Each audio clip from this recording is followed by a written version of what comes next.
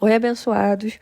Estamos de volta para mais um dia de estudo do livro de Êxodo. Lembrando que no último vídeo nós paramos no capítulo 15, então esse será a partir do capítulo 16. Quem não assistiu o outro vídeo, volta um vídeo aí para poder assistir, para a gente dar continuidade daqui em diante certinho, né? Na ordem certa. E eu espero que vocês curtam o vídeo, que vocês comentem, compartilhem seus estudos também comigo, o que vocês tiverem entendido, que a gente poder criar mesmo uma comunidade de troca de informações, para a gente poder orar junto. E é isso. Vamos para mais um vídeo. O povo de Israel saiu de Elim e foi para o deserto de Sim, que fica entre Elim e o Monte Sinai. Chegaram ali no dia 15 do segundo mês depois de sua saída do Egito. Ali, no deserto, todos eles começaram a reclamar contra Moisés e Arão, dizendo assim: teria sido melhor que o Senhor tivesse nos matado no Egito. Lá, nós podíamos pelo menos nos sentar e comer carne e outras comidas à vontade. Vocês nos trouxeram para esse deserto a fim de matar de fome toda essa multidão.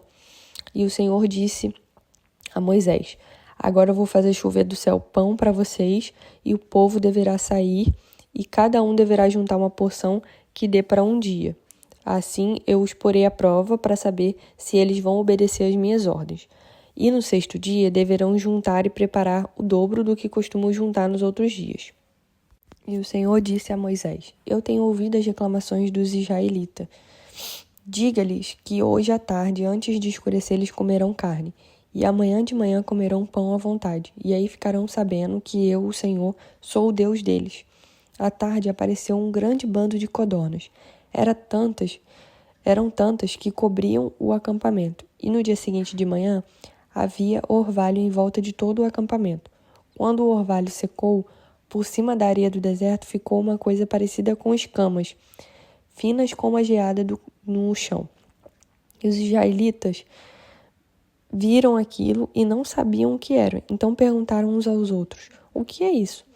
E Moisés lhe disse: isso é o alimento que o Senhor está mandando para vocês comerem. Esta é a ordem que ele deu: cada um de vocês deverá juntar o que for necessário para comer, de acordo com o número de pessoas que houver na família. E assim fizeram os israelitas. Uns pegaram mais e outros pegaram menos.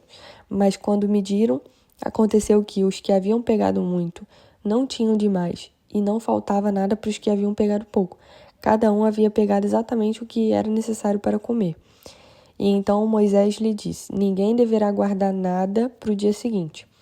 Mas alguns não obedeceram à ordem de Moisés e guardaram uma parte daquele alimento. E no dia seguinte, o que tinha sido guardado estava cheio de bichos e cheirava mal.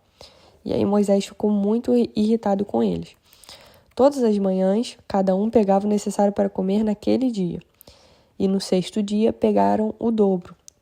Os líderes do povo foram e contaram a Moisés o que estava acontecendo. E Moisés disse: amanhã é dia de descanso, o sábado santo separado para Deus, o Senhor. Por isso o Senhor deu a seguinte ordem: os que quiserem assar esse alimento no forno, que assem, e os que quiserem cozinhar, que cozinhem, e guardem para o dia seguinte o que sobrar.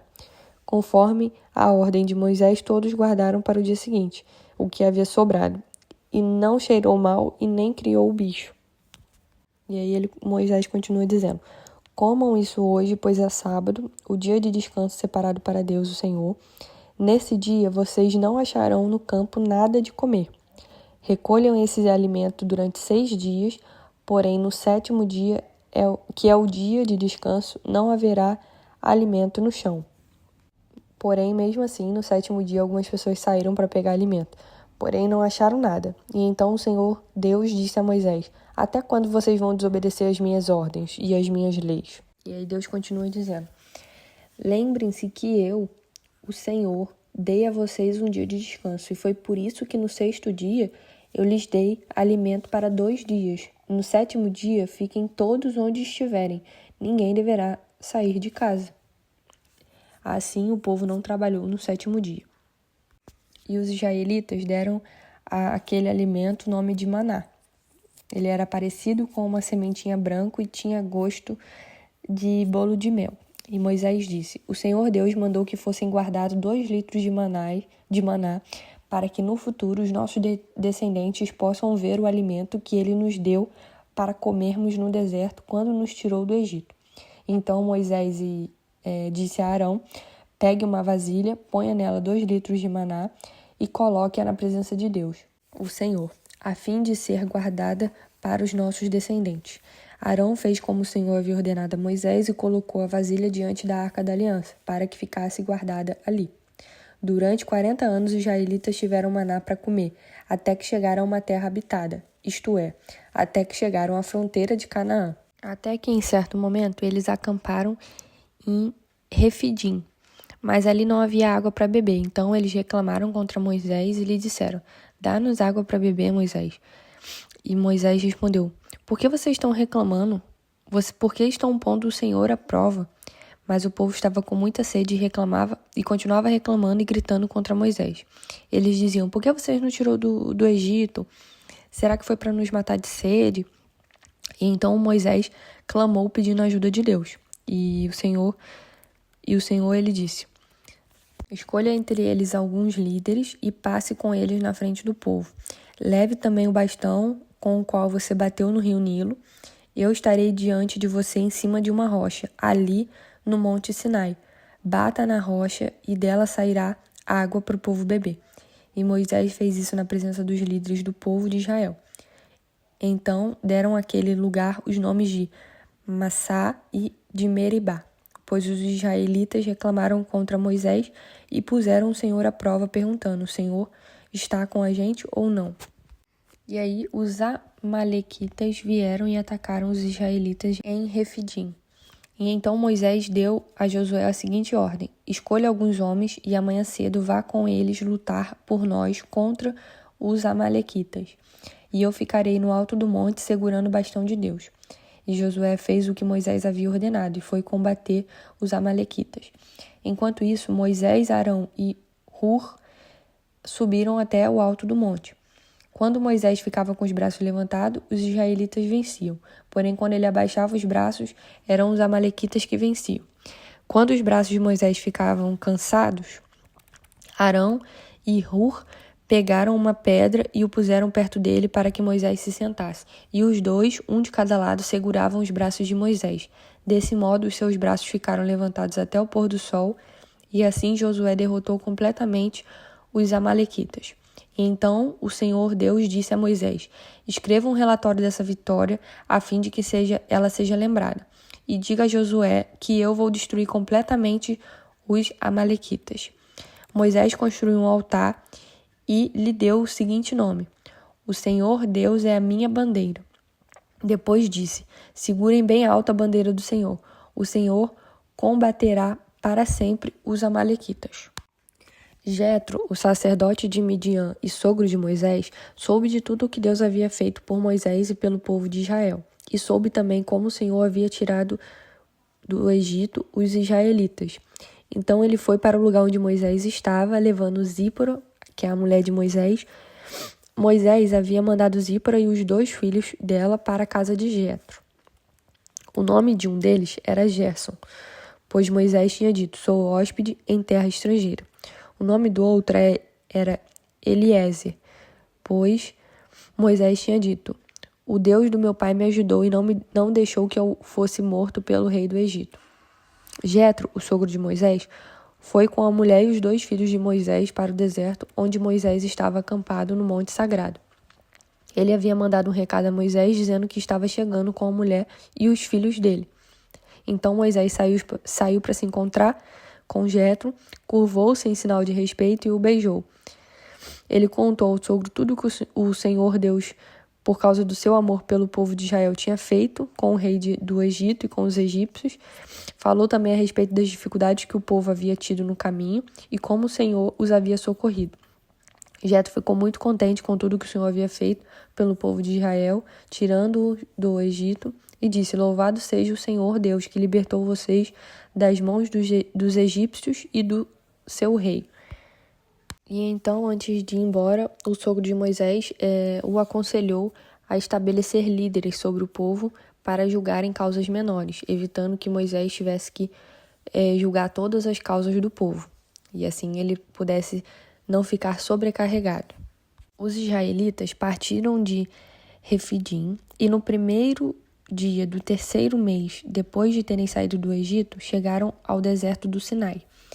Eles armaram o acampamento ao pé do monte e Moisés subiu o monte para se encontrar com Deus.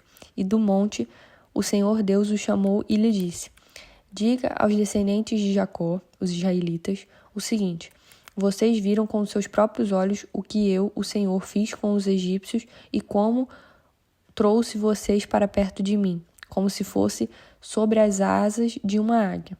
Agora, se me obedecerem e cumprirem a minha aliança, vocês serão o meu povo. O mundo inteiro é meu, mas vocês serão o meu povo, escolhido por mim. Vocês são um povo separado somente para mim e me servirão como sacerdotes. É isso que você dirá aos israelitas. Então Moisés foi, chamou os líderes de povo e contou tudo o que o Senhor lhe havia ordenado. Então todos responderam ao mesmo tempo: nós faremos tudo o que o Senhor ordenou. E Moisés levou essa resposta ao Senhor.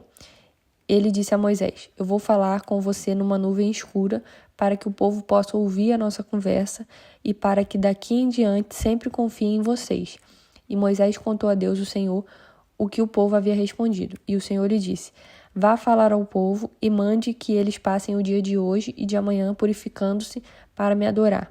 Eles devem lavar as suas roupas e se aprontar para depois de amanhã. Nesse dia eu descerei sobre o monte Sinai, onde todo o povo poderá me ver. Marque limites em volta da montanha para que o povo não passe dali, e diga-lhes que não subam o monte, nem cheguem perto dele. Se alguma pessoa puser o pé nele, deverá ser morta. Ninguém deverá tocar nesta pessoa. Ela será morta a pedras ou com flechas. Isso deve ser feito tanto com pessoas como com animais. Porém, quando a trombeta tocar, o povo poderá subir o monte. E então Moisés desceu do monte e mandou que o povo se purificasse para adorar a Deus. E todos lavaram suas roupas. E Moisés disse: fique pronto para depois de amanhã, e até lá não tenham relações sexuais. Na manhã do terceiro dia houve trovoadas e relâmpagos. Uma nuvem escura apareceu no monte e ouviu-se um som muito forte de trombeta. E todo o povo que estava no acampamento tremeu de medo. Moisés o levou para fora do acampamento a fim de se encontrarem com Deus, e eles ficaram parados ao pé do monte. Todo o monte Sinai soltava fumaça, pois o Senhor havia descido sobre ele no meio do fogo. A fumaça subia como se fosse a fumaça de uma fornalha, e todo o povo tremia muito. O som da trombeta foi ficando cada vez mais forte. Moisés falou e Deus respondeu no barulho do trovão. O Senhor desceu no alto do monte Sinai e chamou Moisés para que fosse até lá. E Moisés subiu. E o Senhor lhe disse: desça e avise o povo que não passe os limites para chegar perto a fim de me ver. Se passarem, muitos deles morrerão. Avise também o sacerdote que eles devem se purificar a fim de poderem chegar perto de mim. Se não se purificarem, eu os matarei. Moisés disse a Deus, o Senhor: o povo não poderá subir o monte, pois tu nos mandaste respeitar este monte como lugar sagrado, e mandaste também marcar limite em volta dele. E então o Senhor respondeu: desça e depois volte com Arão. Porém, os sacerdotes e o povo não devem passar os limites a fim de subir até o lugar onde estou. Se fizerem isso, eu os matarei. Aí Moisés desceu até o lugar onde o povo estava e contou o que Deus lhe tinha dito. Então é isso, gente. Vai chegando ao fim mais um vídeo. No próximo vídeo a gente vai entrar em Êxodo 20, então é quando Deus fala sobre os 10 mandamentos, então estou muito animada. Não percam o próximo vídeo, tá? Espero que vocês curtam, que vocês compartilhem comigo também suas experiências, seus estudos aí nos comentários para a gente poder se conectar. E é isso, um beijo, fiquem com Deus e até o próximo vídeo. Não esqueçam de ativar o sininho para seguirmos juntos nessa jornada pelo conhecimento da palavra. Compartilhe comigo também a sua visão sobre o estudo, pois é sempre bom trocarmos informações.